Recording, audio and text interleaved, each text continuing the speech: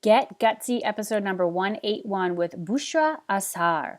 Grow a list of buyers, not freebie hunters. Welcome to Get Gutsy. I'm your host, Jenny Fennig, and I am so excited to be on this journey with you. A cutting-edge show blending business and spirituality, Get Gutsy serves up a potent blend of stories, lessons, and tips to help you make a massive impact in the world through your soul's work and your inspired life. No more going it alone, no more excuses. The world needs more brave women saying yes to leadership. Are you with me? Good. Let's get gutsy now.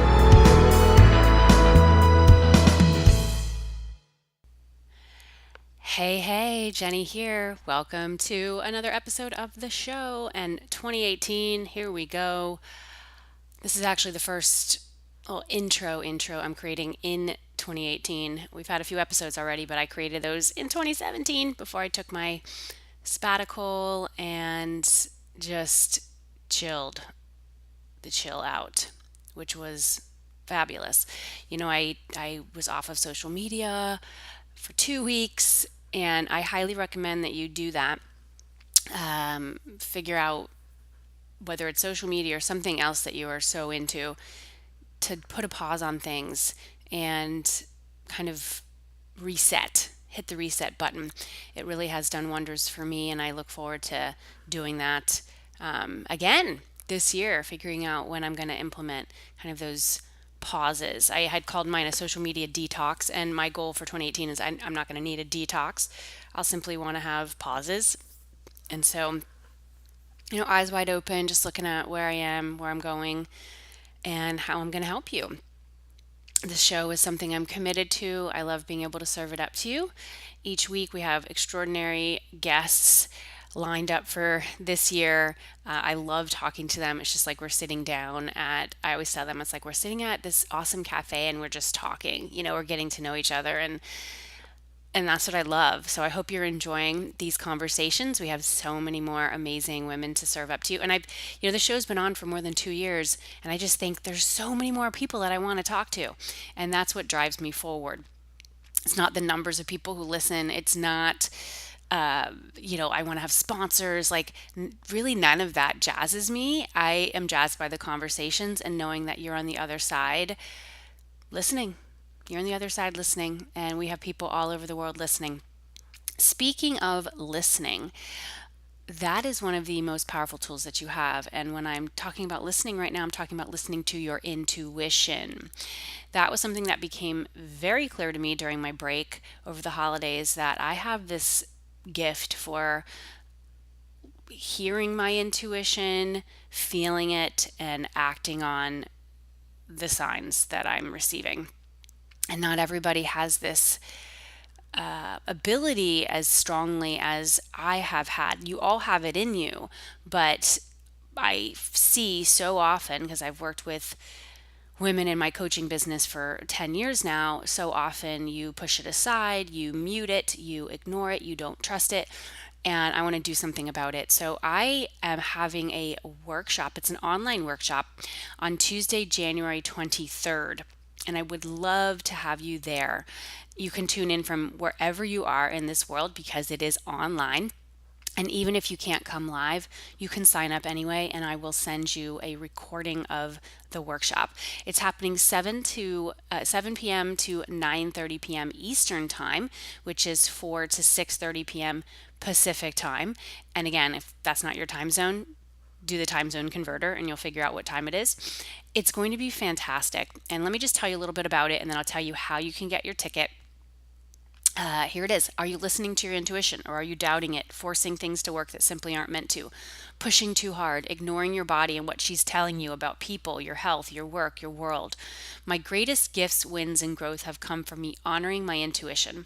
And it is time I help you tune into yours so you can be, do, and have what you desire in 2018 and beyond. So for the first time ever, I'm leading an online workshop on intuition. You've got to be there. Here are the details. It's called Activate Your Intuition. Tune in, rise up, do less, make more. I told you the dates: Tuesday, January 23rd, 7 to 9:30 p.m. Eastern time. And it's just a simple invitation for you to stop working so hard and counterintuitively so you can, in fact, get what you want. Here's what you're going to learn: rituals and practices that connect you to your truth and divine wisdom daily, working with cycles, seasons, and smart calendaring to get more accomplished at work and at home while exerting less effort, how to tune out the noise of the world so you can create the next level of your sacred work without burning out, how to partner with your intuition to name your programs, wisely launch your offerings, and confidently say yes or no to prospects and opportunities, how to develop spiritual protection from critics and detractors who you'll encounter on your path, and you will. We'll be focusing on creating a solid brand essence that attracts your soulmate clients, how to notice the powerful signs that are all around you and take action from a place of inspiration, not desperation or fear. Plus, I'll take your questions live. You can submit yours in advance if you can't join the workshop live. So we've got you covered, and I do have a really cool giveaway. Everyone who purchases a ticket will be entered to win one of my favorite essential oils, which is an intuition activator for me. Essential oils are. And I'm excited to see who wins this baby. So where you can get your tickets are $20. I mean, so affordable. I wanted to put a price on this online workshop. I've done so many free webinars, free teleclasses before there were webinars for the last, I was doing kind of teleclasses and webinars for the last like 9 years. I wasn't doing webinars that long because they didn't exist, but I've been doing free calls, right? Free things for many, many, many years. And I'll still do some of those things, but I wanted this workshop to have a different energy. I wanted to have those who had a bit of skin in the game, who are saying, yes, I want to be there, and yes, I'm going to show up either live or listening to that recording. So $20 for your ticket. It's going to be spectacular. You can get yours at jennyfenig.com/intuition workshop. That's jennyfenig.com/intuition workshop. Okay. Oh my gosh. We have such a fantastic guest today. Her name is Bushra Azhar. She is a firecracker. She is hilarious. She's really fabulous. She lives in Saudi Arabia, and her message is so powerful, so strong, so irreverent, so unique. She's so her, and that's what I loved about her. The theme of this episode is grow a list of buyers, not freebie hunters. And I think I took her message to heart when I was even developing this workshop and saying, you know what, I've done a lot of free stuff and I'm happy to do that. This podcast is free.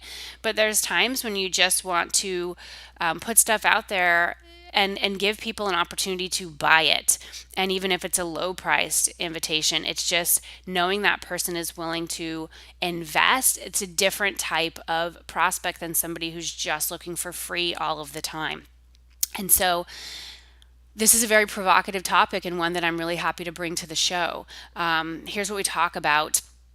Really the theme: do you really need a huge list to launch a product or program?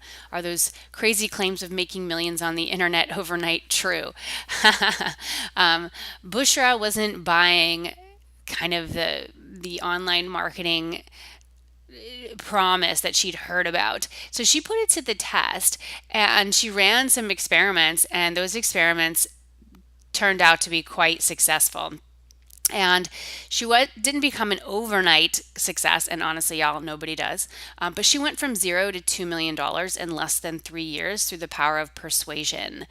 Yes, she's going to talk about how she did it and how you can do it too. She shares how to create a list of clients hungry to buy her next offer, how she converts subscribers to buyers with her launch stacking strategy, which is really brilliant, what's wrong with the traditional list building model, Bushra's best tactic to cultivating a list of buyers, the key to creating freebies that lead to sales, a twist on how to make money from a webinar, and this was really smart, why you need a portfolio of offerings and how to build it in 9 months, and why your first program shouldn't deliver a complete transformation. Boom, boom, boom. So you're going to love her.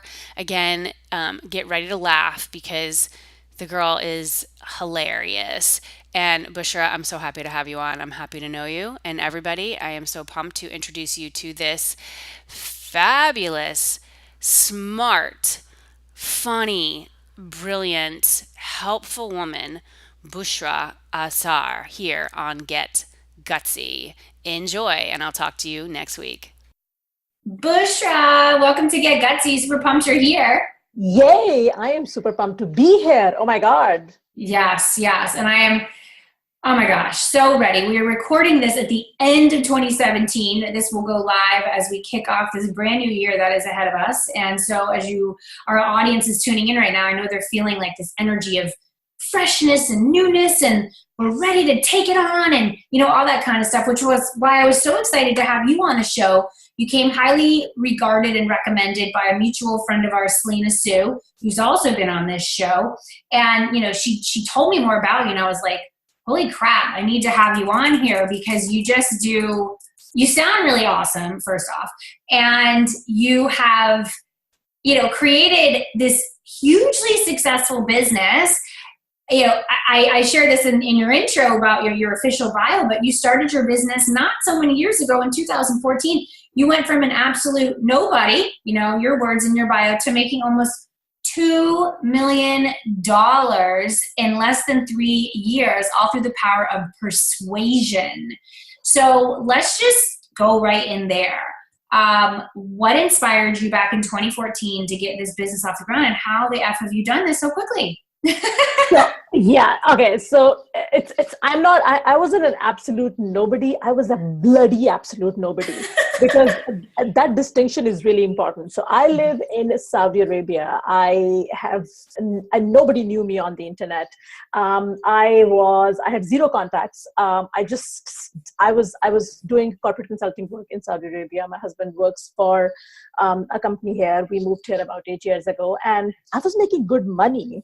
I'm good at selling shit to people, so I was making good money. So I didn't really have a financial need to be doing this. So honestly, the only reason I started this is because I had a corporate blog, so I was kind of into the blogging world, and I saw all these people making all these big claims about making money on the internet, and I was like, you know what?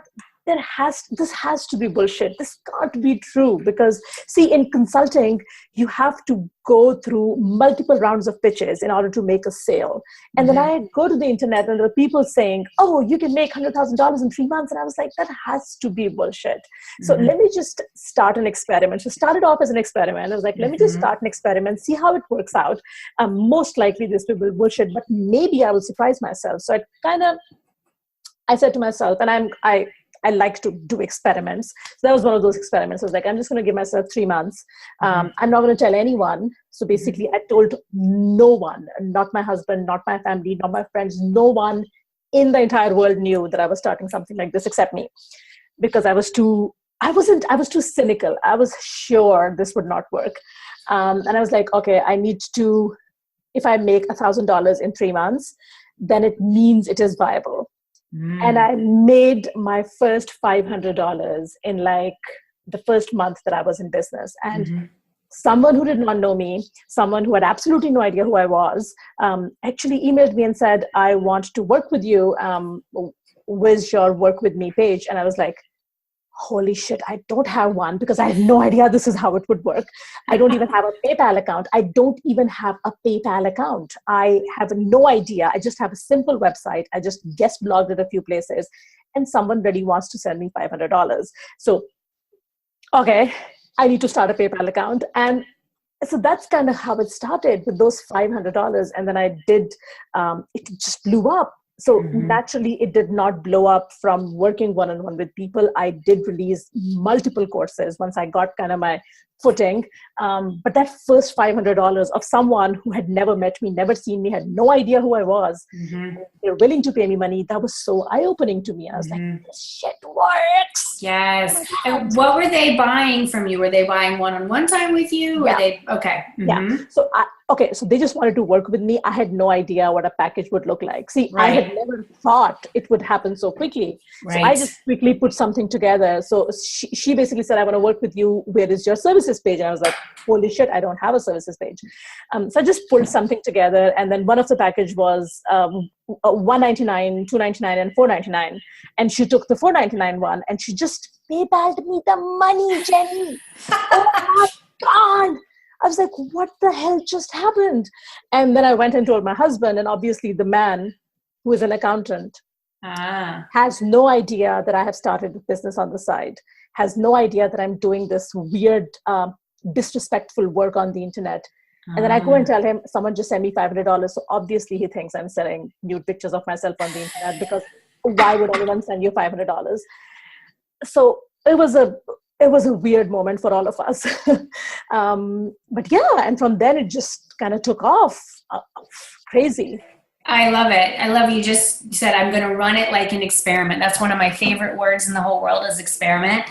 And I just, before this, our conversation today, was wrapping up a call with my mastermind and saying, all right, y'all, we're moving into this new year.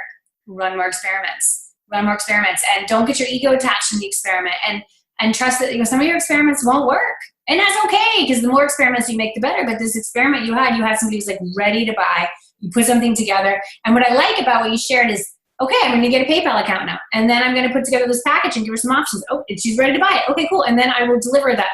How did you then move into courses? Like, what about that got you excited? And, for a lot of people, they like that concept, but then all the technical pieces and the steps just overwhelms them. So how did you figure that out and know that that was the right move for you?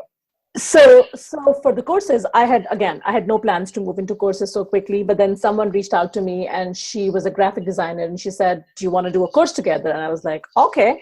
Now you have to understand, I have no idea how to put together a course. As in, I have done presentations in my corporate consulting work, but I have no idea how to hook it up with PayPal and how to deliver it. So we just put the video on a page, password protected that page, and sent it to everyone who paid. It was so ghetto. It was so ghetto that there is I was like, okay, it doesn't possibly get any uglier than this, but it worked. We ended up selling, and that was another milestone for me. I had a really small list at that point. I was in business for about 4 months. I had a list of about 1,300 people, and the person who reached out to me, she probably also had around the same number. And we launched the product. It was $47, really cheap.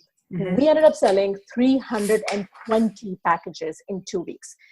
And that blew my mind, because yes, I was making 6 figures in my consulting work, but that involved a lot of ass kissing, a lot of going to clients, listening to them talk about how great they are when they are bloody idiots.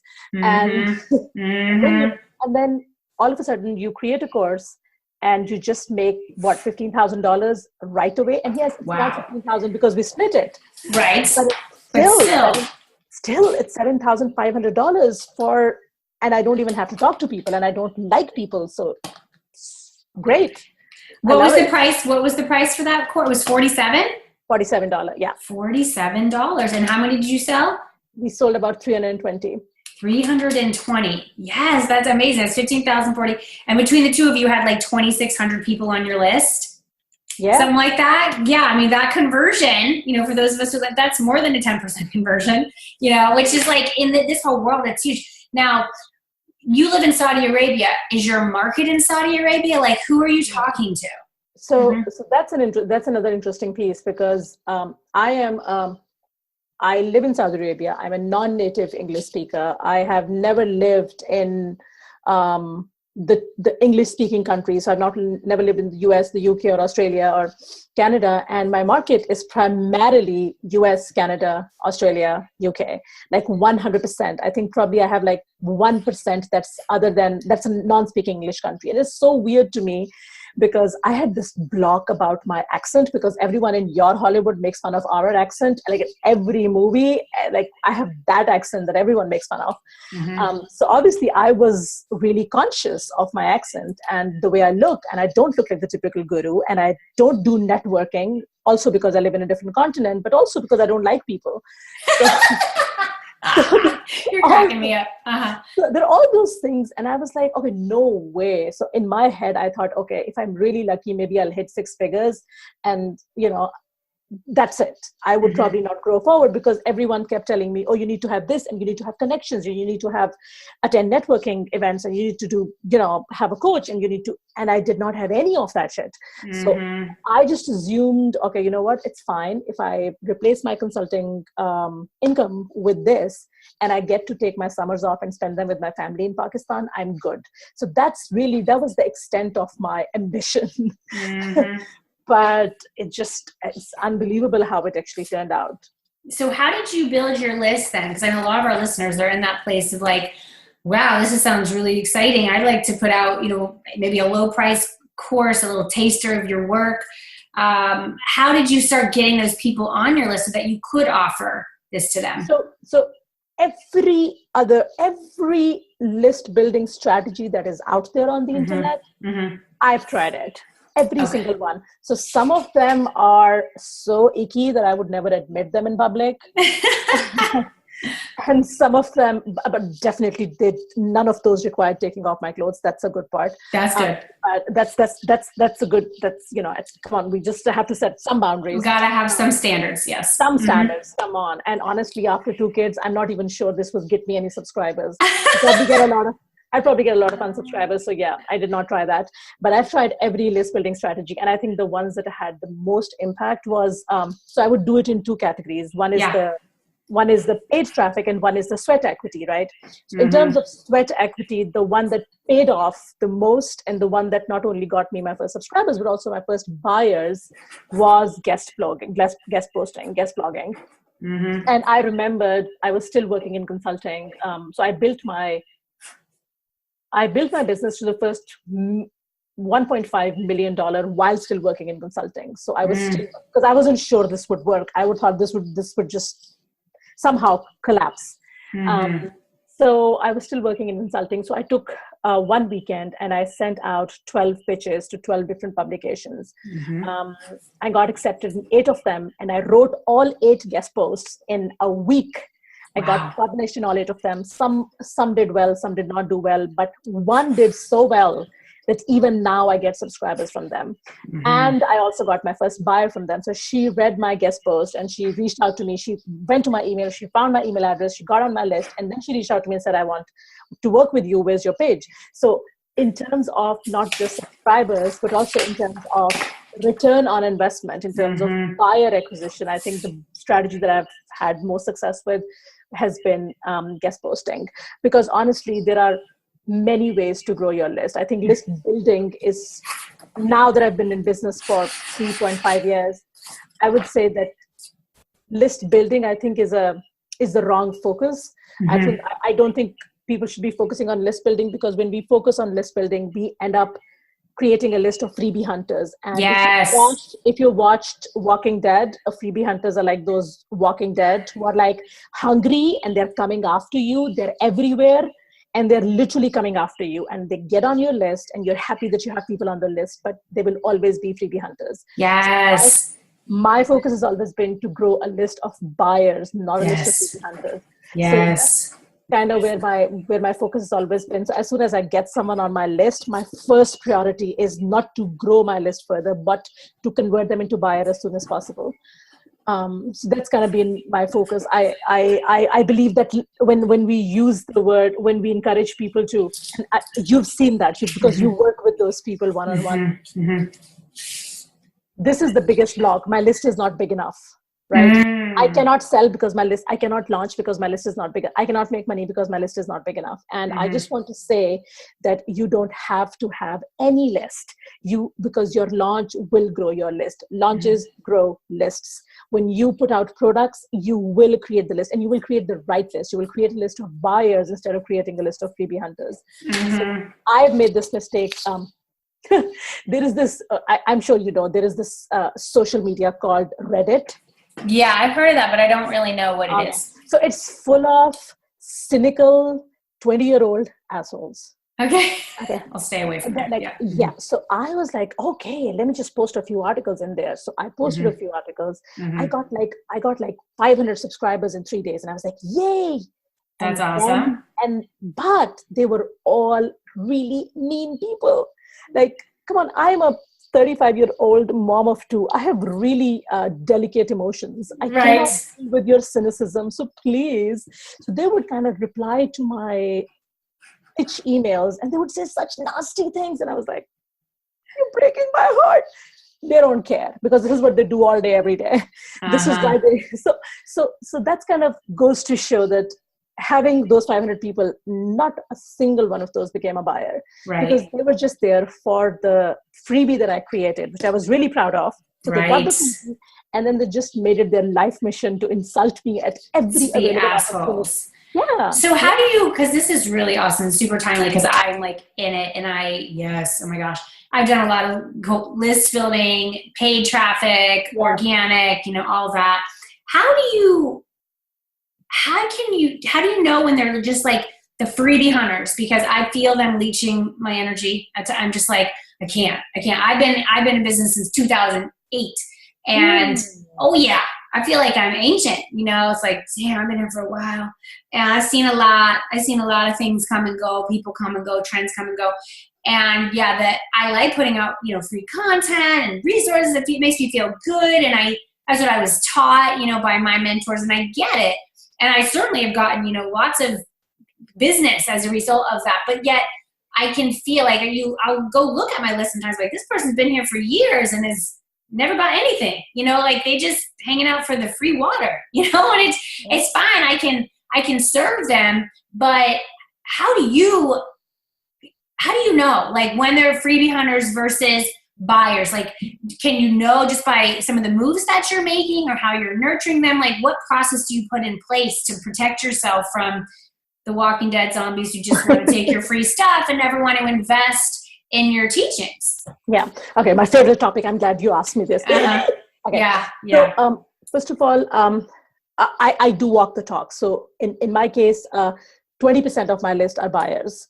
Mm-hmm. I'm still not happy with those 80%, but I'm pretty sure I will get to that. But I was told, when I started, I was told, okay, only 1%, 2% of your list could be buyers. Mm-hmm. In my case, it is 20%. And I'm really proud of that. So my focus has always been to turn that 20% into 30% rather than increasing the total population of my list, because that to me doesn't serve anything. Now, the strategies that I have in place, I think the very first thing that I would say, I did exactly what you just talked about. So I created great freebies. I had at one point 22 freebies on my website. It was crazy.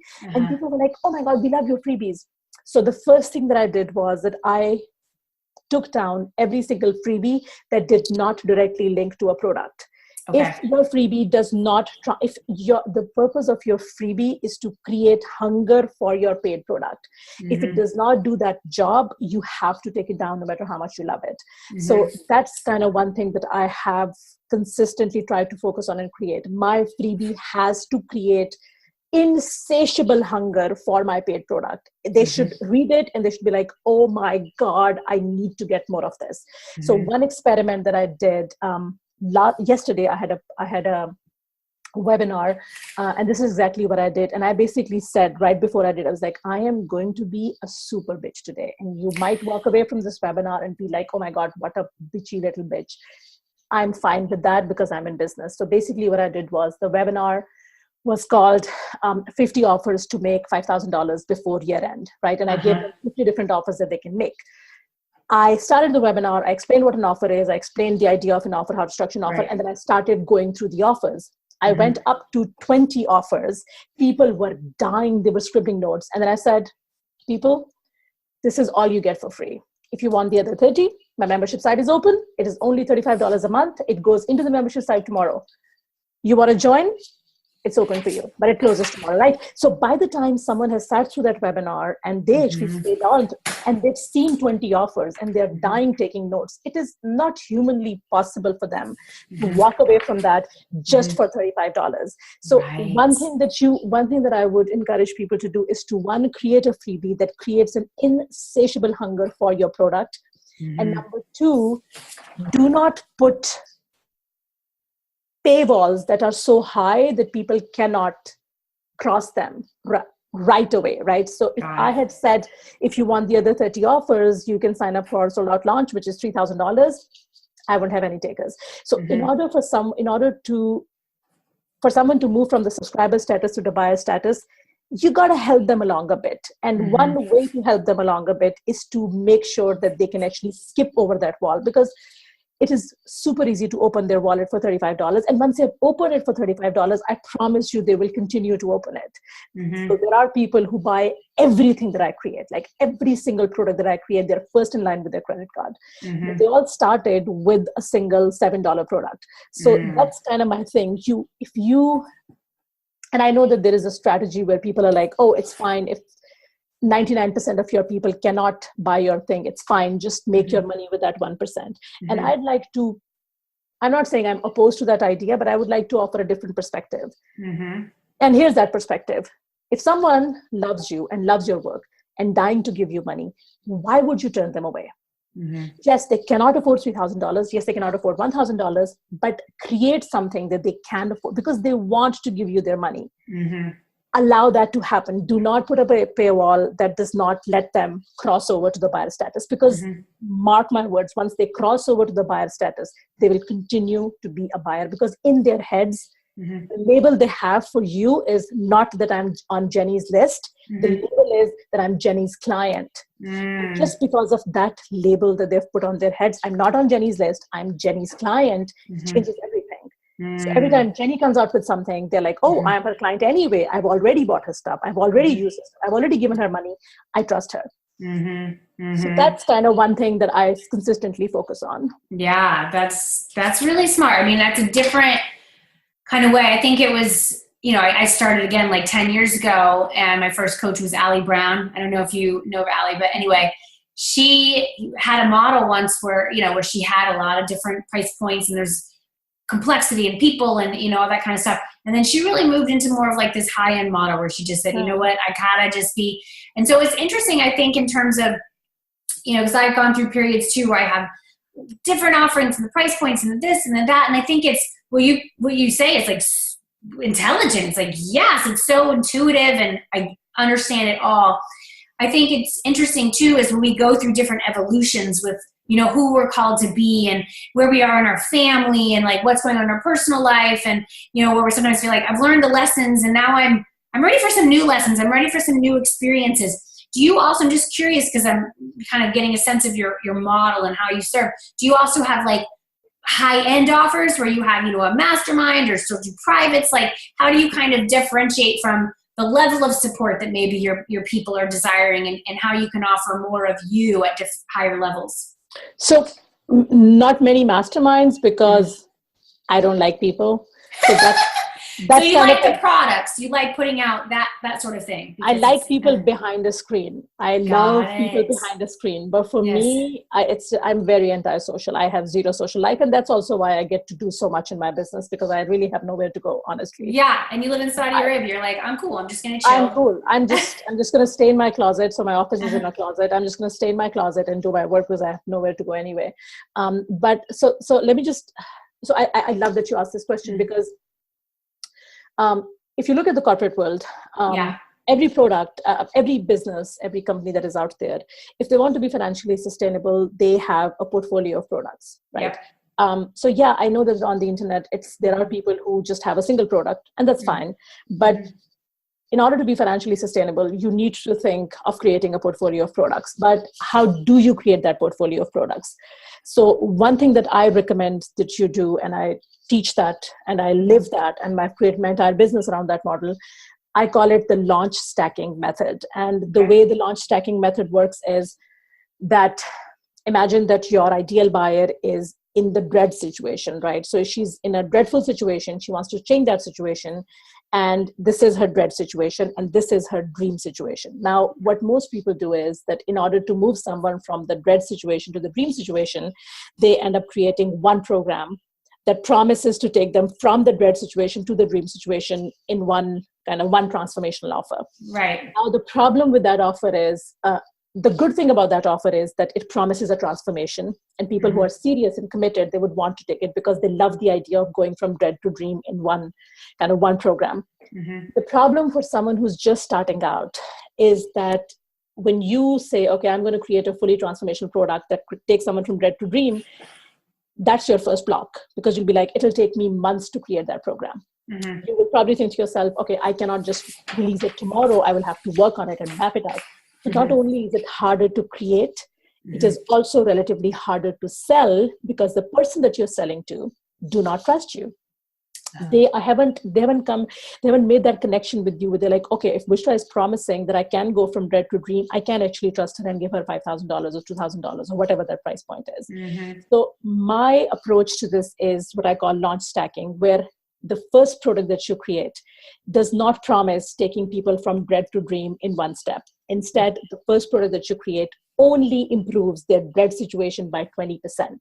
So your first product is a 20% improvement offer. So all it does is it promises you, okay, I'm not going to solve all of your problems, but this one mini course or product or call or whatever that is, it is going to improve your dreadful situation by 20%. And whatever that 20% looks like, you create it. Now, not only is it easy to create, it's easy to sell, and it is also easy for the client to trust you because you're not promising them the sun and the moon. You're just saying, I will improve your situation by 20%. So the example that I give in this case is, let's just say the dreadful situation is that someone is stuck in a really shitty corporate job with a really horrible boss. That's a dreadful situation. And the dream situation is that they're in a new job, in their dream job, and they're making the package that they always wanted to make, right? So that's the dread to dream. Now, if you promise them, dude, I can get you out of that shitty job in 3 months. I'm a new coach. I just came out. It's my first offer, but I promise you I can do that. It's harder for them to believe you. But if you tell them, I will only, what my offer for you is that I will teach you skills that allow you to negotiate a better salary, negotiate a better package with your existing job. It is not a full transformation. It does not take you from dread to dream, but it improves your situation by 20%. It is easier to create. It's easier to sell. It's easier for people to believe you. So that's your first piece. That's your first product. Then once they have taken that product, once they've improved their situation by 20%, now what happens? Now they're hungry for more. So you've automatically created hunger for your next product. So your next product could be a 40% improvement product or a 60% improvement product. And then your next product could be a 100% improvement product. But literally not only are you building those, stacking your launches on top of each other, you're building a portfolio of products, but you're also creating a list of buyers from the get-go. And you're creating hunger for your future products as you sell this product. So yeah, I'm pretty proud of this model. I'm writing a lot of good notes down. I'm like, oh my goodness. Yeah, it's smart. It's really, really smart. I like how you've broken it down. And it's like the incremental improvement. It's just, okay, we can get you here with this one. And then those who really do the work, show up and do their part, because not everybody does, but those who do, are like, okay, she knows what she's talking about. Like, this really does work. Then you make a follow-up offer for your new program, new product, and they're ready to go in again. Like, okay, I'm ready to get to that next level. And then, if you're going to do like kind of 3 rounds, and that third round is like the full kit and caboodle, highest price point. What would, like, in your world, because I know you've done this, you've tested this out, what's the timeline on that in terms of like launches? Are you doing that within a 3-month period? Is this over the course of a year? Like, kind of what's your ideal scenario here? So typically so I have this program called Sold Out Launch where I kind of walk people through it. So if someone is starting from absolute zero, we want to make sure that they have their 20% product out within 3 months. So as soon as they have their 20% product out and they launch it, they immediately acquire a list of buyers. So there is no list building. There is zero list building. You literally just put that product, you promote that product with other launch assets, and then you create a list of buyers. And then within the next 2 months, you can come out with it. So if I were to have someone do it from scratch, I would tell them to give yourself 9 to 12 months and create your full portfolio, 20%, 40%, 60%, and then total transformation. And sometimes, and sometimes it happens that once you create your total transformation, sometimes you have to go back and kill your 20% because it might cannibalize. So I've had to kill some of my products that were 20%. But when I came out with my total transformation, I was like, ooh, people would be like, why should I pay you $500 when I can get the same thing for $30, right? So I had to go back and kill some of my 40%, my 20% products, but that's fine. That's part of business. You feel that your total transformation, you have come to that point, you have built that trust, you have built that credibility where people are like, you know what, I am willing to pay you 500 right out the gate. Then why not? Why not? Just go with that. But in order to start, if you start with a total transformation, just creating it, just the magnitude of work that's involved in creating something like this will probably keep people frozen for years. Right. This is very wise. Y'all, everyone tuning in, I hope you're taking notes because this is freaking smart.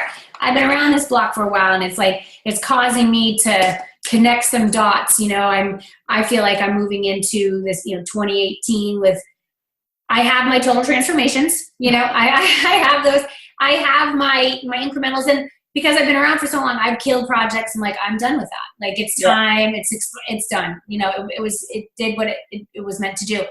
And as I move into this fresh year, there's like a particular thing that's calling my name. And so I'm so grateful for this conversation because I'm seeing it. Like I'm seeing it in ways that I hadn't looked at before. And so I'm very grateful. Where did you grow up? I want to kind of just talk a little bit more about young Bushra. I grew up in Pakistan. I was an army brat. We moved all across the country.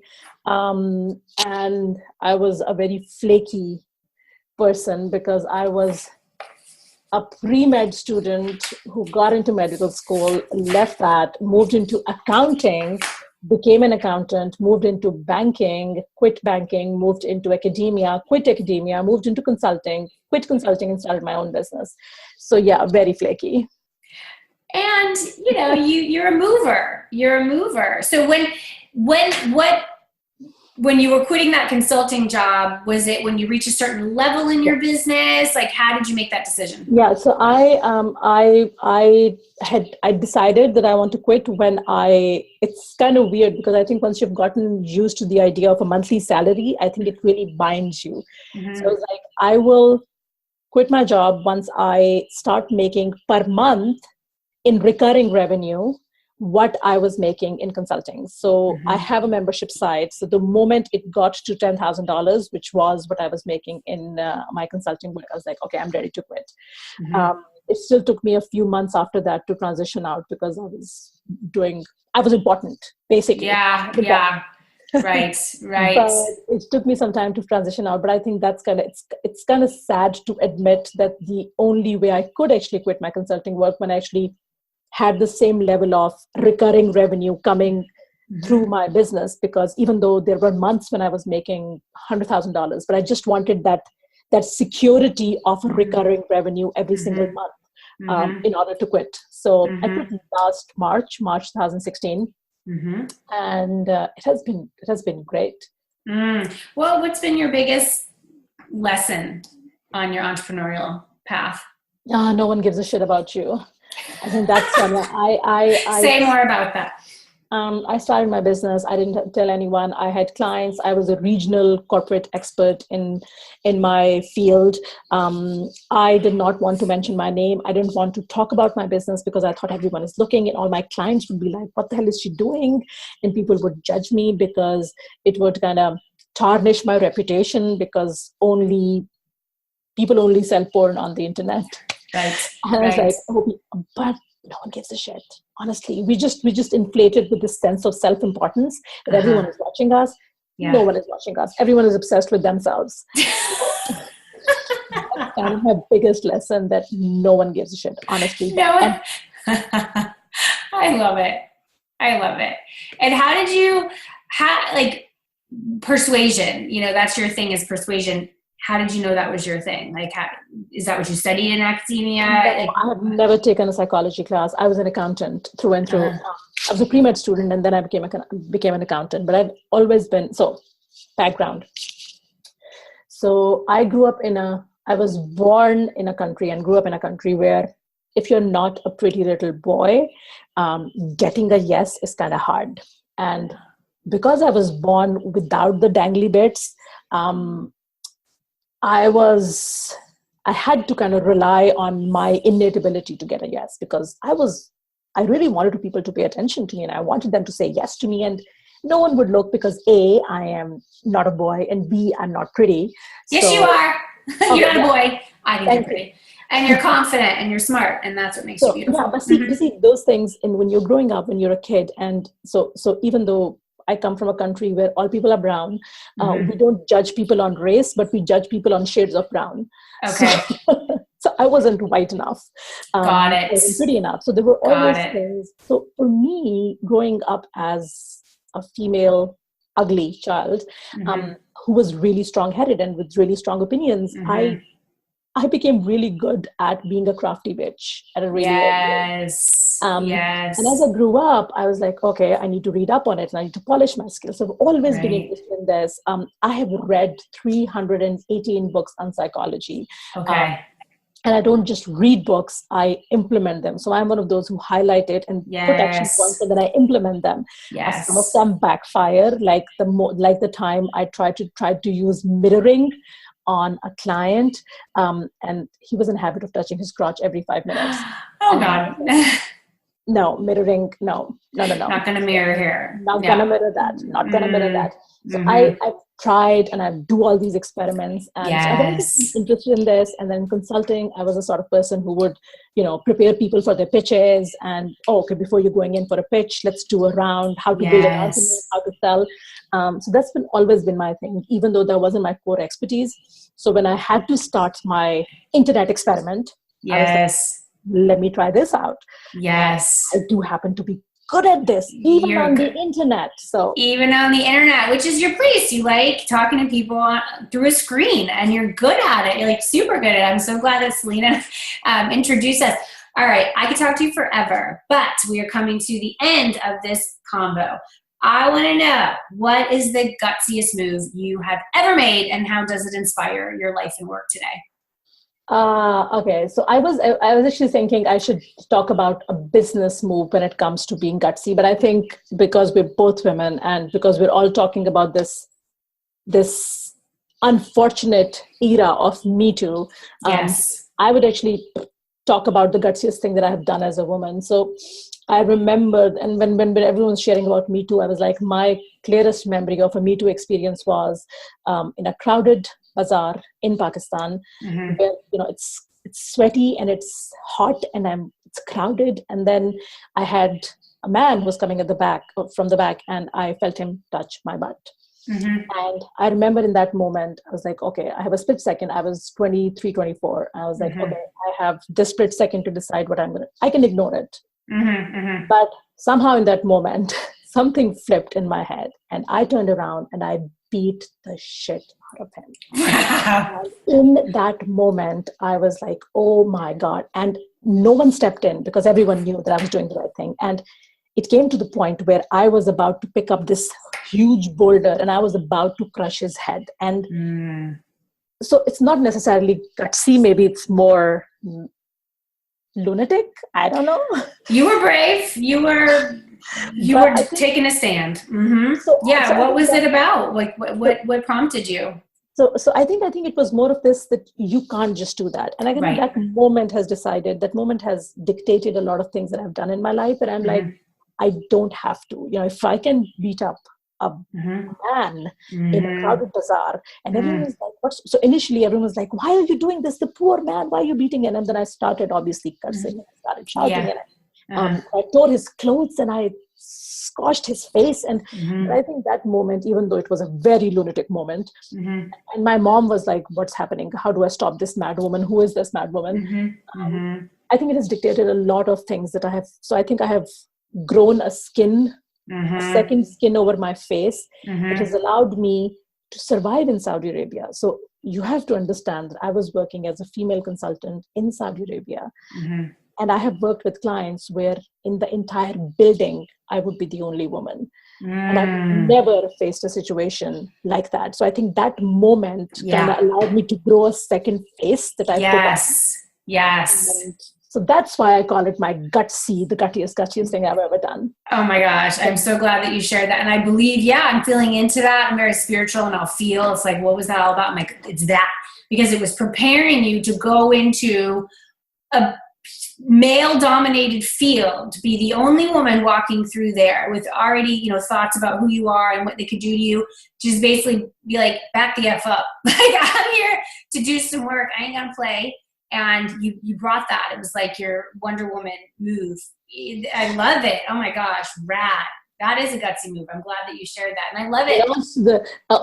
You should also know that was the first time, but then there were other instances where I beat up people on the road. And the first time my husband saw me, I was beating up someone on the road. He was like, "Who's that woman?" He was like, he went to the office and he was like, "I just saw this crazy woman beat up this really innocent man on the road." And then 5 minutes later, I walk in. So. But you're married now, and so he knows. Don't really. He knows what he signed up for. I've never beat him up, but he knows it could happen. So stay in bounds. Oh my gosh, that's so rad. Where can people find you?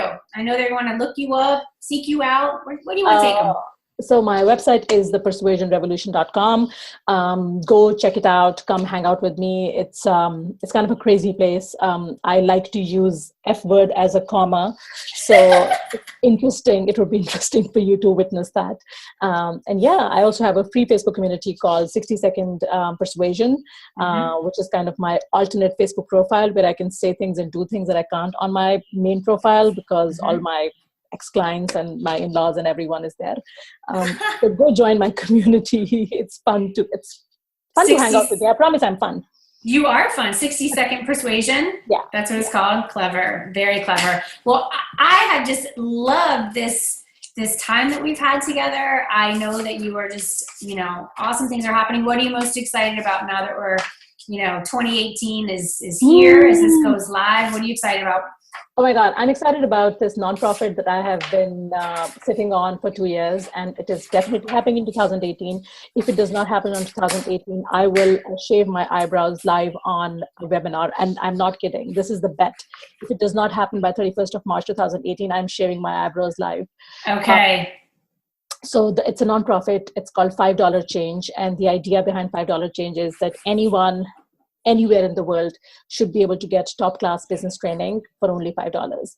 So it is, if someone in India wants to start an online business, the only thing that stops them is either that they don't have the money or they don't speak English. So I want to create it in different languages. So we're starting with Urdu, and because I speak Urdu and Hindi and Spanish and Italian, and then we'll grow to 40 plus languages. The idea is that anyone anywhere in the world can pay $5 and get access to top-class business training. So that's happening. That's my nonprofit. I'm super excited about. I love it. It's like your version of Fiverr, right? Like, I don't know, that's what I got, but I love it. I love it. I don't know if I told you, I think before we started recording, I was in India in 2017. I turned 40, 2017, and I went to India, and it was like a dream. It was a 10-year dream realized. And I think, everything that you're doing is fabulous, and I'm excited to support you and to feature your beautiful voice for our audience here on Get Gutsy. Thank you. Thank you for being here. Grateful. I'm so grateful that you chose to invite me over. Your energy is awesome. I love being here. Thank you. Thank you. Thank you. My pleasure. And everybody tuning in. Oh my God, January is off to an amazing start with our wonderful episodes. This is Jenny Fennick sending you so much love, light, and faith as you get gutsy. I will see you next time. Hey, this is John Lee Dumas of EO Fire, and you're listening to Get Gutsy with Jenny Fennig. Gutsy leaders unite and ignite. I hope you enjoyed this episode of Get Gutsy as much as I enjoyed creating it for you. Are you responsible for leading and growing your spiritual business? If so, I have a free tool for you that will help you spread your message like wildfire.